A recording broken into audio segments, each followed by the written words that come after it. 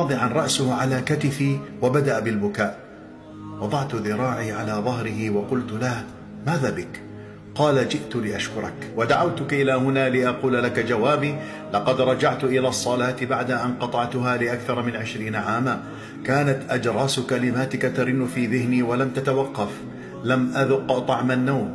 لقد أثرت بركانا في روحي وفي نفسي وفي جسدي، وصدقني شعرت بأنني إنسان آخر، وأن روحا جديدة بدأت تسير في هذا الجسد مع راحة ضمير لا مثيل لها.